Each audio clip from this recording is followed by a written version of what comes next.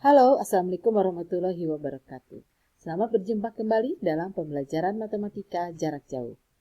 Kali ini kita akan melanjutkan pembahasan latihan soal untuk mempersiapkan ujian sekolah tahun 2022. Nah, sekarang kita lanjutkan ke nomor 9.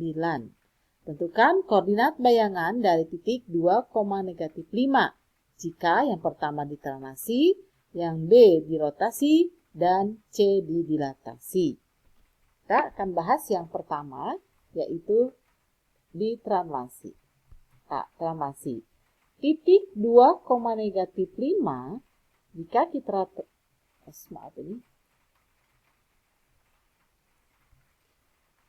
akan translasikan. Nah, ini 3 satuan ke kiri artinya dia negatif 3. Dan 3 satuan ke atas berarti positif 7. Nah, maka hasilnya adalah 2 dikurangi 3 dan negatif 5 ditambah 7.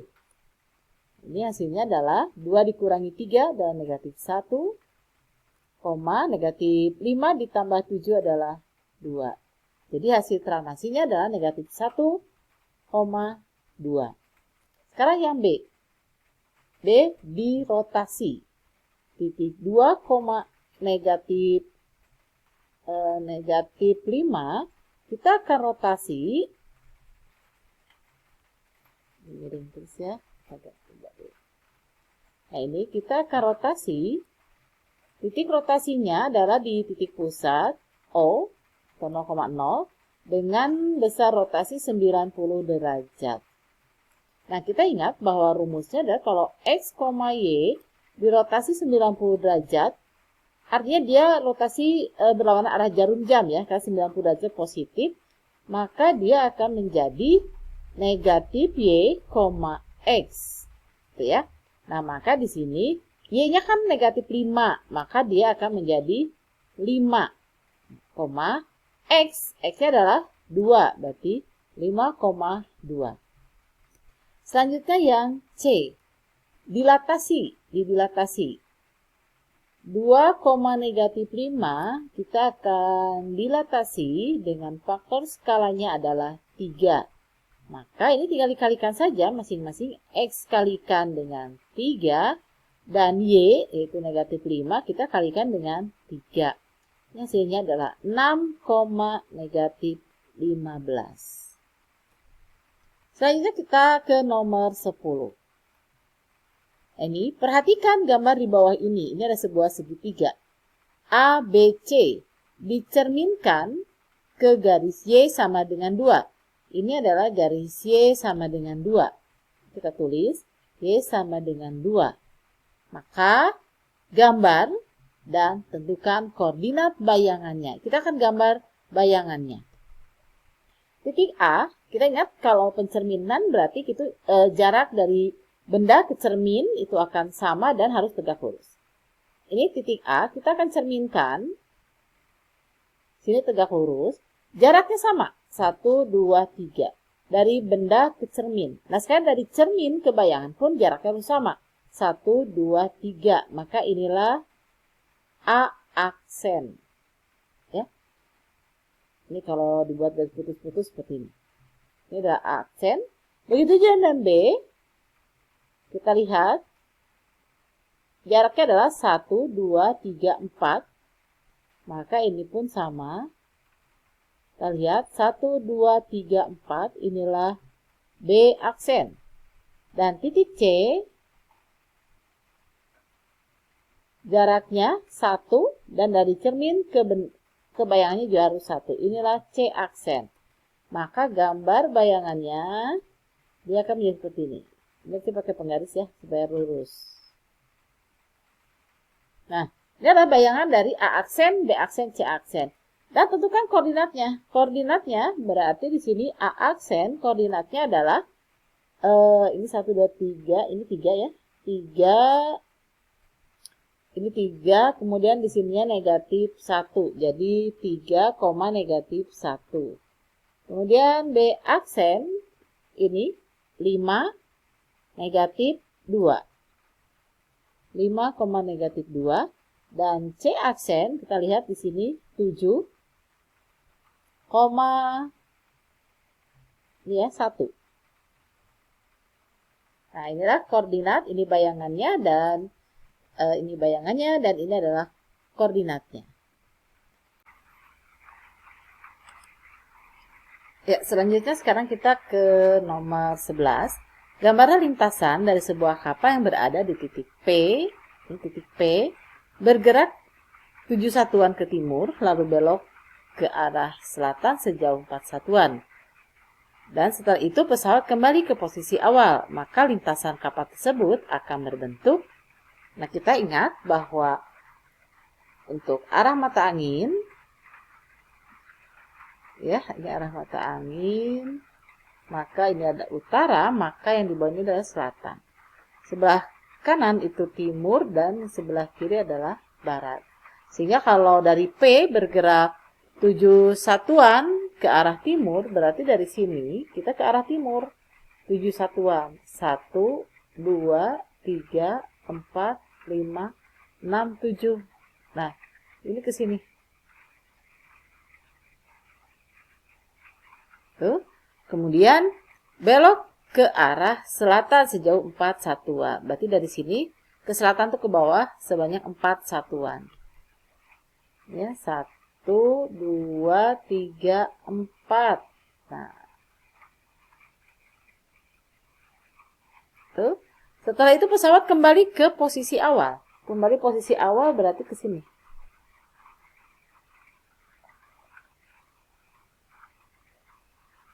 Nah, ya, ini arahnya ke sana, ke posisi awal. Nah, maka kalau kita lihat bekas lintasannya, maka akan berbentuk, nah ini akan berbentuk sebuah segitiga. Segitiganya segitiga apa? Segitiga siku-siku. Nah, di sini dia pasti siku-siku. Kenapa?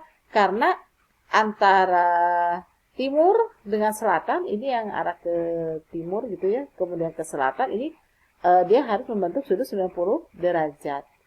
Ya, jadi ini akan membentuk sebuah segitiga siku-siku. Ya, soal berikutnya. Tentukan syarat-syarat kesebangunan dari bangun datar.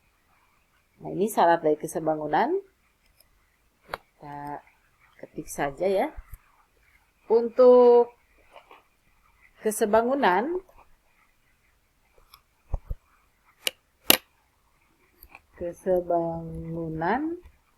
itu syaratnya ada 2. Yang pertama,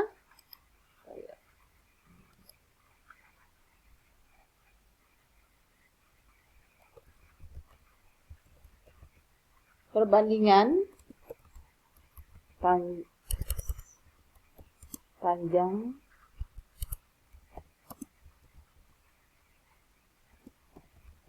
yang bersesuaian ini senilai dan sudut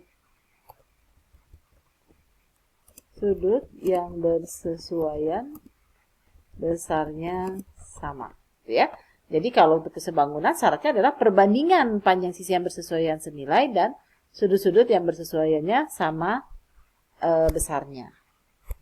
Nah, yang berikutnya adalah kekongruenan. Nah, apa syarat dari kekongruenan? Nah, kalau kekongruenan, sisi-sisi yang bersesuaian panjangnya sama dan sudut-sudut yang bersesuaian besarnya sama, ya. Jadi antara kesebangunan dan kekongruenan yang sama apa? Yaitu sudut-sudut yang bersesuaian besarnya sama. Perbedaannya di mana? Nah, kalau kesebangunan itu sisi-sisi yang bersesuaian mereka memiliki perbandingan yang senilai. Sedangkan kalau kekongruenan, sisi-sisi yang bersesuaian panjangnya sama. Kita lanjutkan ke nomor 13. Nah, dari syarat itu kita bisa menyelesaikan soal-soal berikut ini. Perhatikan gambar di bawah ini. Diketahui segitiga PQR sebangun dengan segitiga DEF. Tentukan panjang QR. Nah, ini yang QR. Kita akan coba selesaikan.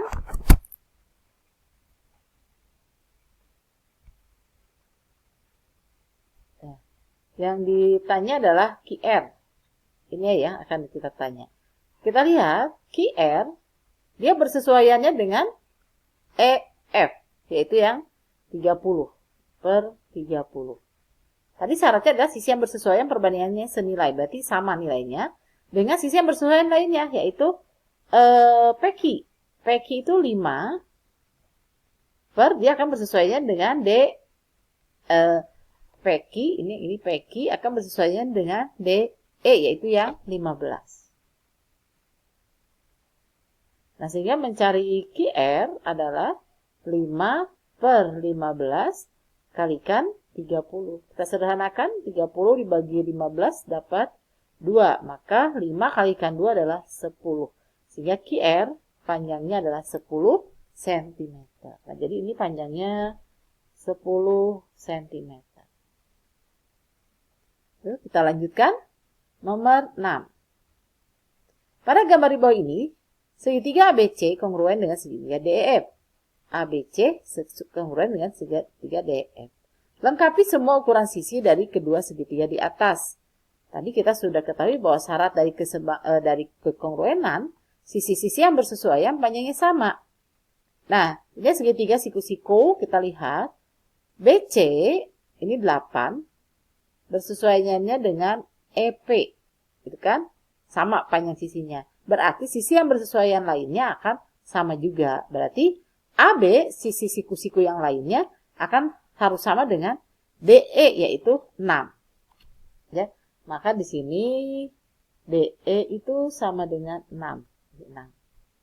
Nah, kita lengkapi sisi yang lainnya. Berarti CA atau AC itu akan bersesuaiannya dengan DF. Nah, berapa nilainya? Ini kan segitiga siku-siku, jadi kita menggunakan teorema Pythagoras. Ya, mencari AC, kita di sini aja ya. Mencari AC kuadrat itu sama dengan 8 kuadrat ditambah 6 kuadrat.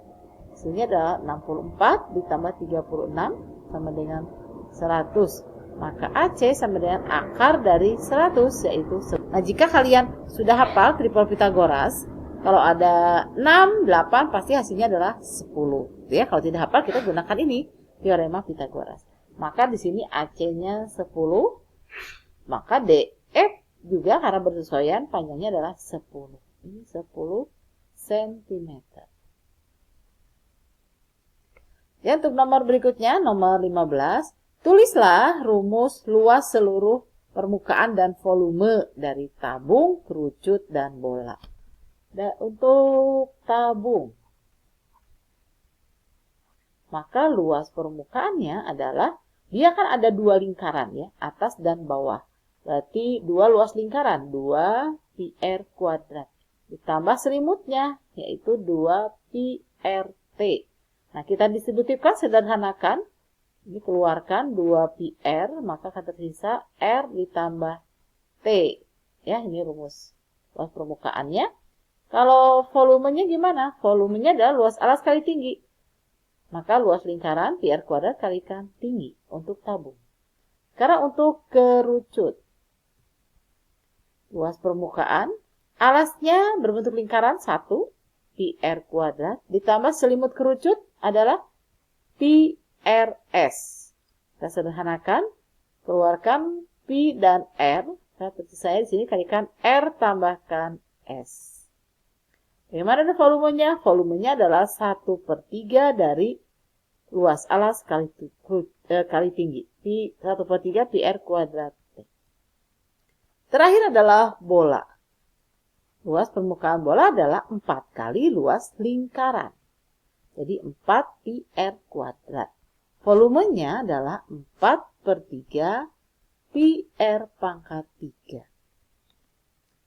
Ya, kita lanjutkan nomor 16. Sebuah pabrik panci akan membuat tempat kukusan untuk bakso tahu yang terbuat dari aluminium dengan bentuk dan ukuran seperti pada gambar di samping. Nah, ini gambarnya ya. Ini adalah gambar tabung dan kerucut. Bentuknya terdiri dari dua bangun ruang. Tentukan bahan aluminium minimal yang diperlukan untuk membuat kukusan tersebut.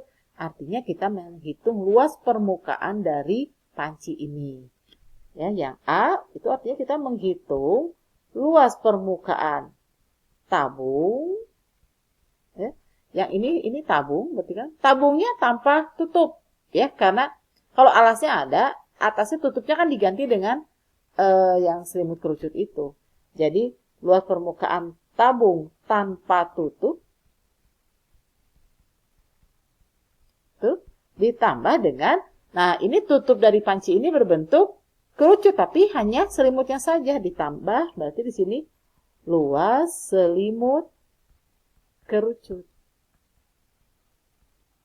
Tuh. Ya.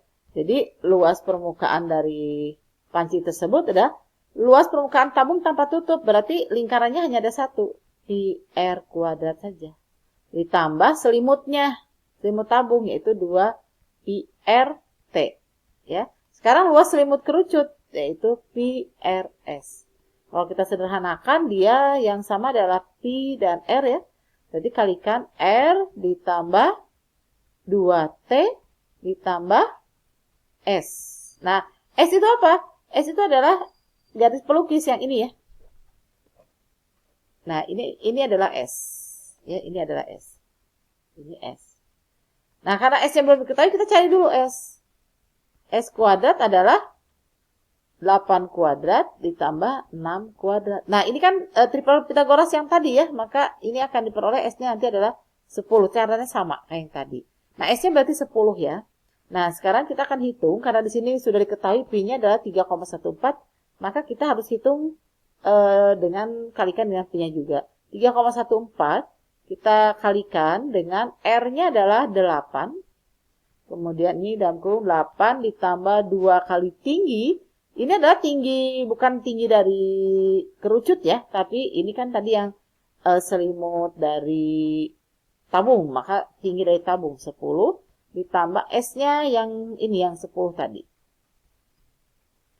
Ini 3,14 kalikan 8 kalikan ini 20 tambah 10 38. Ya.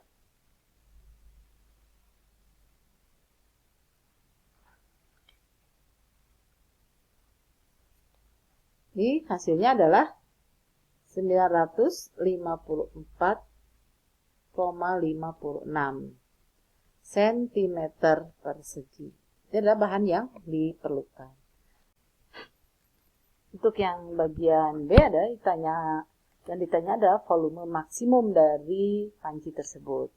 Berarti kita akan mencari volumenya itu adalah volume dari tabung ditambah dengan volume dari kerucut. Volume tabung adalah pi r kuadrat tinggi tabung ya, ditambah pi r kuadrat tinggi kerucut. Nah, ini yang sama adalah pi r kuadrat. Kalau jari-jari sama ya dari sini. Di sini adalah jari-jarinya adalah 8. Berarti di sini tinggi dari tabung tambah dengan, oh ini volume kerucut, maaf, di sini ada 1/3 ya. Jadi 1/3 dari tinggi kerucut. Ini kita ganti Pi-nya dengan 3,14. 3,14 kalikan R-nya adalah 8 kuadrat, tinggi tabung 10, dan tinggi kerucut yang ini tinggi kerucut adalah 6. Berarti di sini menjadi 1/3 kalikan 6. 1/3 kali 6 dapat 2. 2 tambah 10 adalah 12. Jadi 8 kuadrat 64. Jadi 3,14 kali 64 dikali 12 ini hasilnya adalah 2411,52. Satuannya adalah sentimeter kubik. Nah, ini soal yang terakhir. Sebuah prisma alasnya berbentuk layang-layang. Kemudian dengan diagonal alas masing-masing 10 cm dan 15 cm. Ini diagonal dari layang-layang tersebut ya. Jadi diagonal satunya adalah 10, diagonal 2-nya adalah 15. Tinggi prisma, ini tinggi dari prisma adalah 30. Tentukan volume prisma. Volume dari prisma adalah luas alas kalikan tinggi. Nah, karena alasnya berbentuk layang-layang, berarti rumus luas layang-layang yaitu diagonal 1 kalikan diagonal 2 bagi 2. Kalikan dengan tinggi dari prisma tersebut. Ini 10 kali 15 per 2. Nah, kalikan tinggi prismanya adalah 30. Sederhanakan 30 bagi 2 adalah 15. 15 kali 15, 225 kali 10, berarti 2250 cm kubik. Nah, untuk pertemuan kali ini kita cukupkan sampai nomor 17. Selanjutnya nomor 18 sampai nomor 25 kita akan bahas di video bagian ketiga. Semoga bermanfaat. Tetap semangat. Assalamualaikum warahmatullahi wabarakatuh.